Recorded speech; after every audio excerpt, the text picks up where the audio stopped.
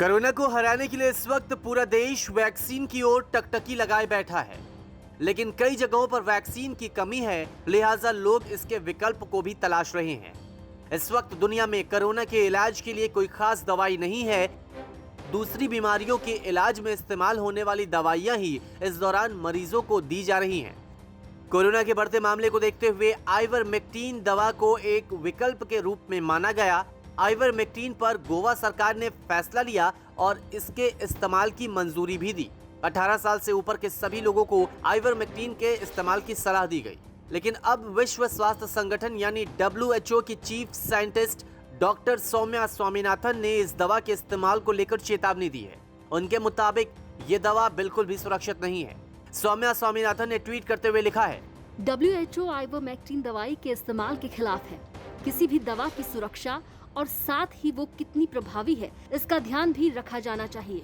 WHO की chief scientist doctor Soumya Swaminathan के मुताबिक इस दवा का इस्तेमाल सिर्फ क्लिनिकल ट्रायल में ही होना चाहिए। उन्होंने अपने ट्वीट में मर्क नाम की कंपनी के एक बयान को भी अटैच किया है, जिसमें इस दवा के बारे में बताया गया है। दरअसल फरवरी में मर्क ने आइवरमेक्टिन के इस्तेमाल को लेकर रिपोर्ट छापी थी और क्लिनिकल ट्रायल में कोरोना मरीजों पर असर का कोई प्रमाण नहीं मिलने का दावा किया गया था। वैज्ञानिकों के हवाले से दवा के क्लिनिकल ट्रायल में सुरक्षा के डेटा भी नहीं होने का दावा किया गया था। अमेरिका में स्ट्रोमेक्टोल के नाम से यह दवा मिलती है। इसके इस्तेमाल से साइड इफेक्ट का भी दावा किया गया है। मेडिकल शॉप से लेकर हर ओर इस दवा की चर्चाएं काफी होने लगी हैं। अब आपको एक दफा ये भी बताते हैं कि आखिर आइवरमेक्टिन दवा है क्या। दरअसल आइवरमेक्टिन एक पैरासिटिक दवा है। भारत में फूड एंड ड्रग एडमिनिस्ट्रेशन की ओर से इस दवा को मंजूरी दी गई है और किसी तरह के संक्रमण को रोकने में इसे फायदेमंद बताया गया है। साथ ही साथ ये भी कहा गया है कि डॉक्टर की सलाह पर ही इसका इस्तेमाल किया जाए। इस दवाई को लेकर अभी तक करीब 2500 लोगों पर ट्रायल किया जा चुका है।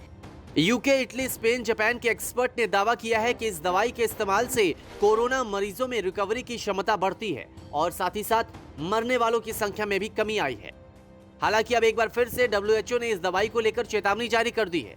WHO वैज्ञानिक के ट्वीट के बाद एक बार फिर आइवरमेक्टिन के इस्तेमाल पर बहस छिड़ गई। पिछले साल मलेरिया के खिलाफ दी जाने वाली दवा हाइड्रोक्सीक्लोरोक्वीन के इस्तेमाल को लेकर भी काफी विवाद हुआ था, जिसे WHO ने अभी तक मंजूरी नहीं दी है। न्यूज़ तक ब्यूरो।